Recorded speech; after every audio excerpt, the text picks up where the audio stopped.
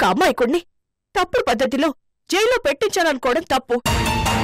నేను సపోర్ట్ చేయను. అది కాదమ్మా. ప్రేమ అన్న మాట పిల్లల నోట్ల నుంచి వినబడితే చాలు గోల గోల చేస్తారు. అదేదో నేరంలా చూస్తారు.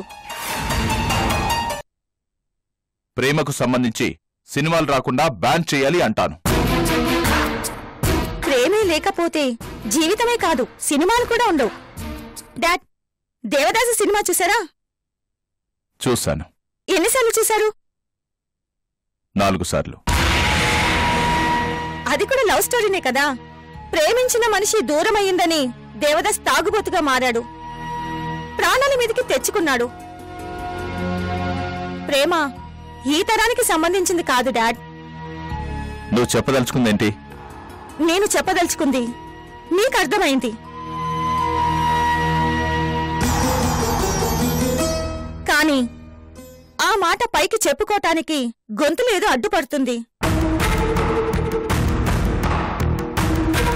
పసితన్నంలో బిడ్డ తప్పటడుగులు వేస్తుంటే పడిపోతాడేమో అని తల్లికి భయంగా ఉంటుంది. అలానే వదిలేదు కదా. పక్కనే ఉంటూ పడిపోకుండా జాగ్రత్త పడుతూ దెబ్బలు తగలకుండా ప్రొటెక్ట్ చేస్తుంది, నడక నేర్పిస్తుంది. అదే పని పిల్లల ప్రేమ విషయంలో చెయ్యొచ్చు కదా.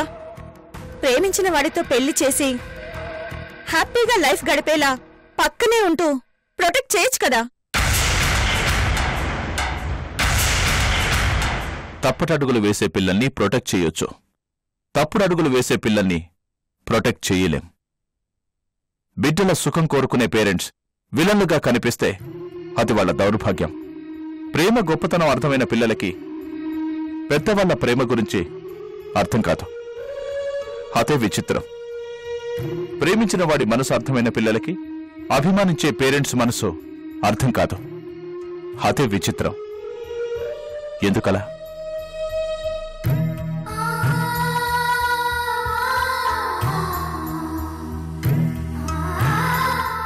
ఈ ప్రశ్నలకి సమాధానం తెలుసుకున్న రోజున పెద్దల బాధ అర్థమవుతుంది.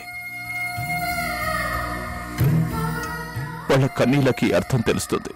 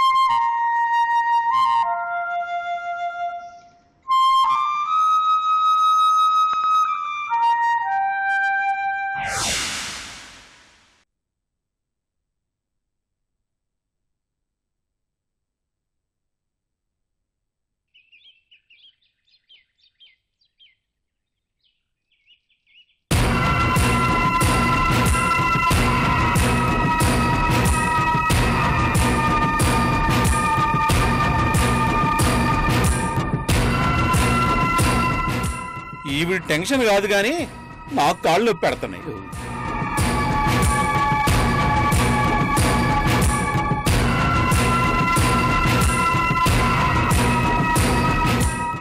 మనసులో ఏముందో చెప్పి సావదు.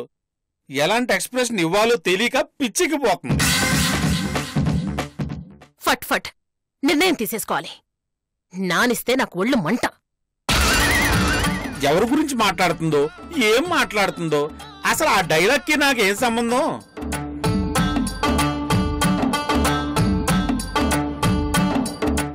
మాట్లాడవే. కరెక్ట్ గా చెప్పారు మేడం. మరి లేట్ ఎందుకు? అది మరి ఇంకా క్లారిఫికేషన్స్ ఏమన్నా కావాలంటే అడగొచ్చుగా. అడగొచ్చు మేడం. సైలెంట్ గా ఉంటే ఏమనుకోవాలి? ఈ వాయింపుడేందిరా బాబు, తలాతోక లేకుండా నా మీద అరుస్తుందేంటి? ఈ కన్ఫ్యూజనే నాకు నచ్చదు. నాకంతకంటే కన్ఫ్యూజన్ గా ఉంది. టాపిక్ తెలిస్తే బాగుండు. చెప్పు, నా మాటగా ఇది అతనికి చెప్పు. ఎవరికి మేడం? ఎవరి గురించో తెలియకుండానే ఇందాక్కడి నుంచి వింటున్నావా? అది మరి నేను మాట్లాడేది కార్తీక్ గురించి. ఈవిడ కడుపు నొప్పేంటో ఇప్పుడుకి అర్థమైంది. చూడబోతే ఈ కార్తీక్ గాడు సందీప్ కన్నా ముండాళ్లా ఉన్నాడే. నా వారసుడిగా ఉండాలంటూ ఎన్నిసార్లు రిక్వెస్ట్ చేసినా ఎటూ తేల్చడు. చిరాకు తెప్పిస్తున్నాడు. అవును మేడం, ఇది కరెక్ట్ పద్ధతి కాదు. మీలాంటి పెద్ద మనిషి నోరు తెరిసి అడిగితే ఏ విషయం చెప్పకుండా నాన్చడం తప్పు మేడం. ఇదే వాడికి నేనిస్తున్న ఆఖరి అవకాశం. అంటే ఇప్పుడు కార్తీక్ ఒప్పుకోపోతే వారసుడిగా ఇంకొకళ్ళు వెతుకుతారా? గోంగూరేం కాదు. ఈ మృణాలిని ఒక డెసిషన్ తీసుకుందంటే అది శిలాశాసనం. జరిగి తీరాలి. మార్చే ప్రసక్తే లేదు, రాదు. మరి ఆఖరి అవకాశం అన్నారు. నా ఉద్దేశం వారసుడిగా ఉండడానికి, తనకు తానుగా ఒప్పుకోవడానికి నేనిచ్చే ఆఖరి అవకాశం అని. వర్కౌట్ అవ్వకపోతే బలవంతంగా ఒప్పిస్తా, ఒప్పుకునేలా చేస్తా. నా పద్ధతులు నాకుంటాయి. ఎందుకో నాకు అనుమానంగా ఉంది. కార్తీక్ ఒప్పుకోడేమో మేడం. రాజ్ కుమార్,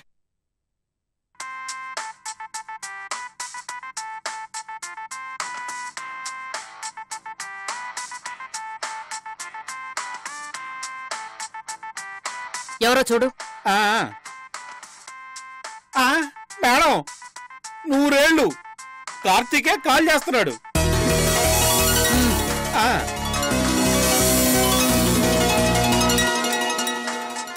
మేడం, ఇష్టం లేదని చెప్పడానికి అయి ఉంటుంది. పాజిటివ్ గా ఆలోచించు.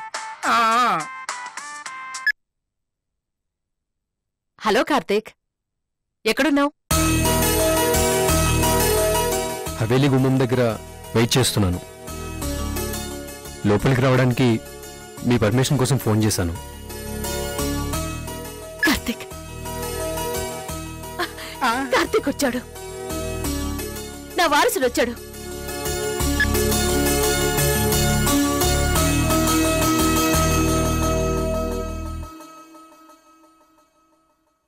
వచ్చాడా?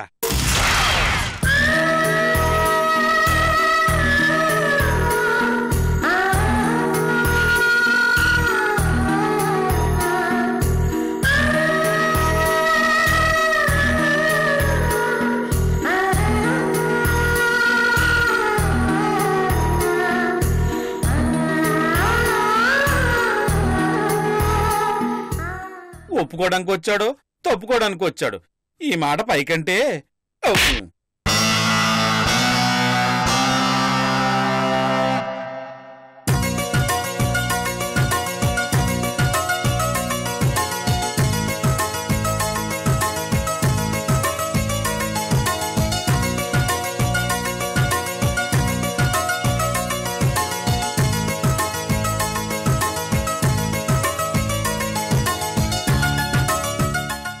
ఏ నిర్ణయం తీసుకున్నావు? మీరిచ్చిన ఆఫర్కి ఒప్పుకుంటున్నాను మేడం.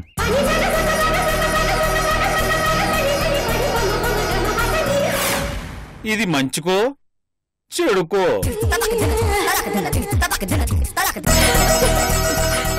అదేంటి బాబు, గుమ్మం దగ్గరే నిలబడిపోయావు? ఇది నీ హవేలి. లోపలికి రా. రా రా. ఒక్క నిమిషం.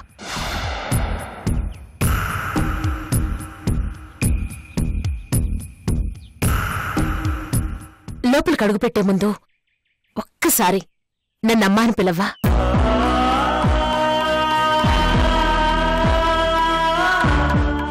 ప్లీజ్.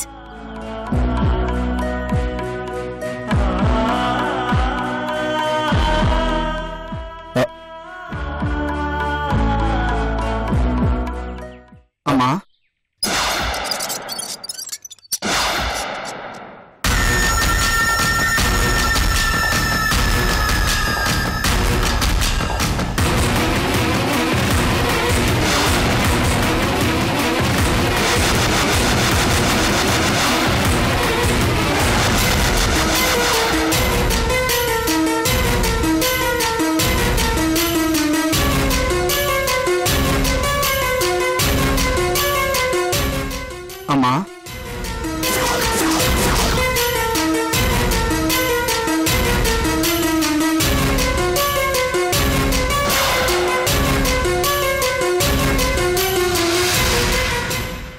వయసన్నాక ఒక్కసారి చెప్తే వినాలి.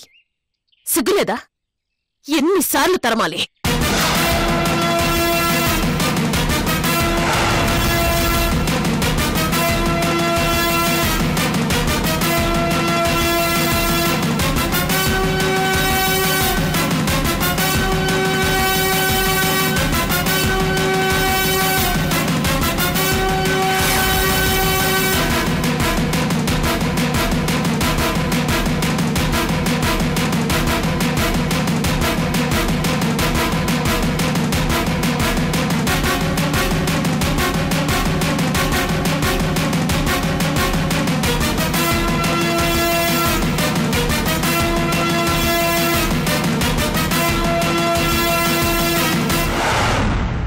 అమ్మ దగ్గర సిగ్గేంటమ్మా? మళ్ళీ ఎందుకొచ్చావు? తప్పు జరగకుండా ఆపుదామని. చెట్టంత కొడుకు నేనుండగా ఎవడో అనామకుణ్ణి దత్తత తీసుకోవాల్సిన అవసరమేంటమ్మా? నిన్నటి వరకు కార్తీక్ అనామకుడు కావచ్చు. ఈ రోజు నుండి అతను నా వారసుడు, నా కొడుకు.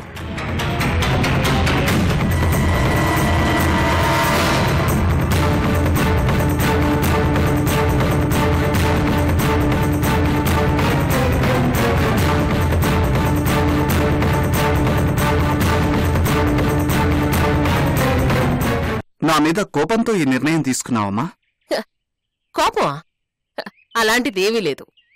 అసహ్యం, నీ మీద అసహ్యం.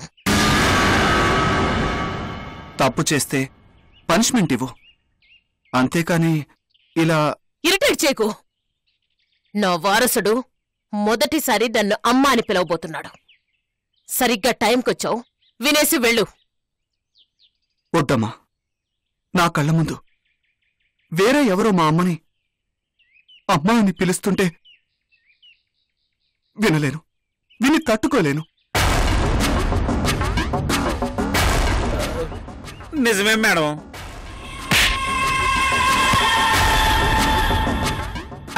గోపు పగిలి నోరు మూసుకొని పడి ఉండొచ్చుగా, చంప అదిరిపోయింది. ఎవడు ఎంతలో ఉండాలో అంతలోనే ఉండండి. గీత దాటితే పగులుతుంది.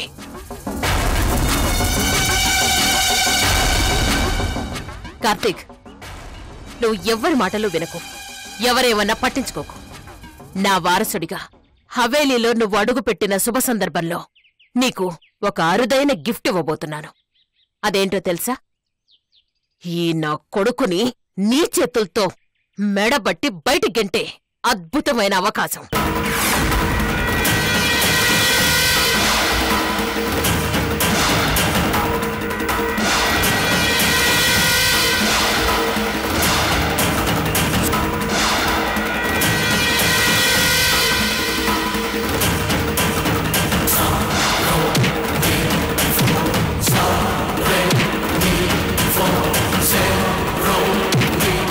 వాడికి తోలు మందం, కాస్త గట్టిగా ఇచ్చుకుంటే గాని ఆనదు.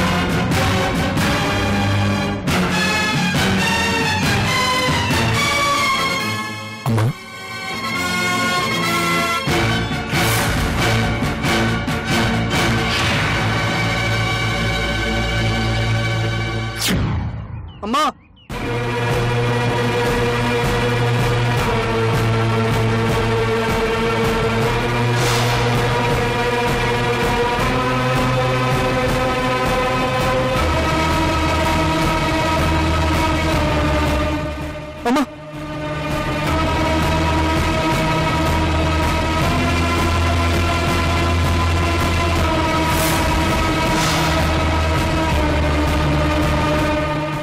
అమ్మా చెప్పిన పని ముందు వెనక ఆలోచించకుండా వెంటనే చేశావు. Very good. నా వారసుడంటే ఇలా ఉండాలి. అమ్మా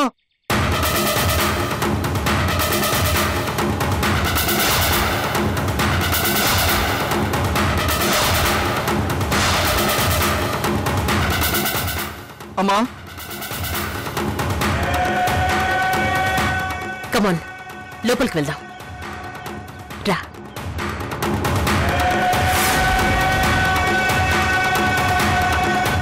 అమ్మా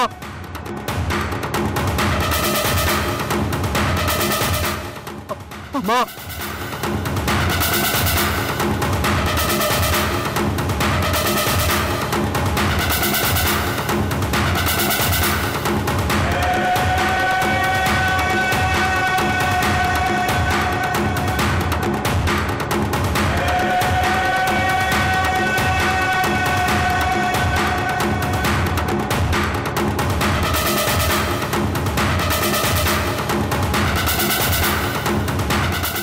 అమ్మా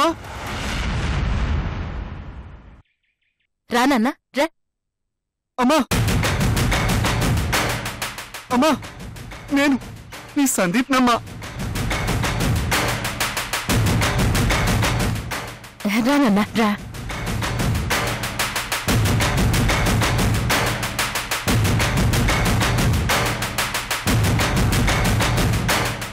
రా.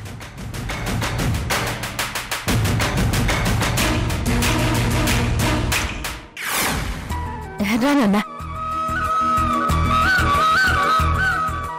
రా.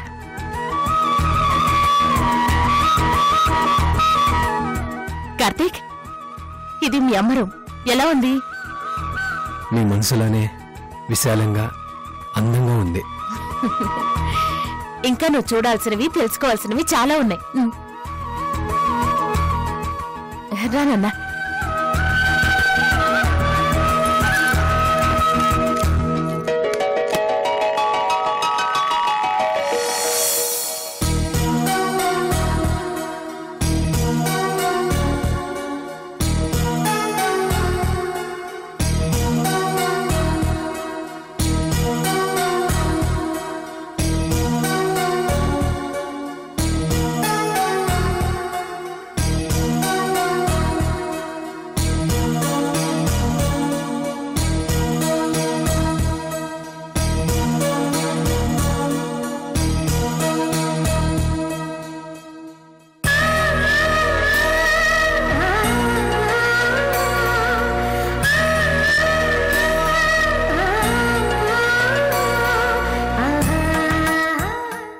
ఏంటి కార్తీక్ అలా చూస్తున్నావు?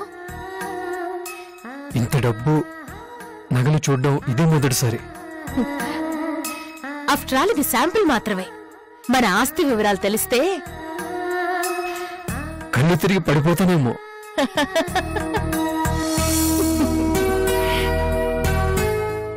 మేడం, ఇప్పటికైనా ఆలస్యం అవ్వలేదు. ఆలోచించుకోండి.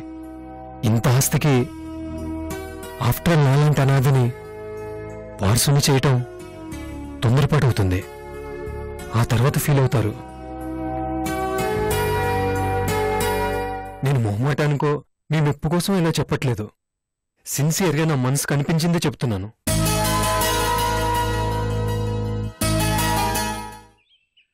నీ గుండె పగిలే సీక్రెట్ ఒకటి చెప్పనా? మీ అమ్మ ఓ నరరూప రాక్షసి.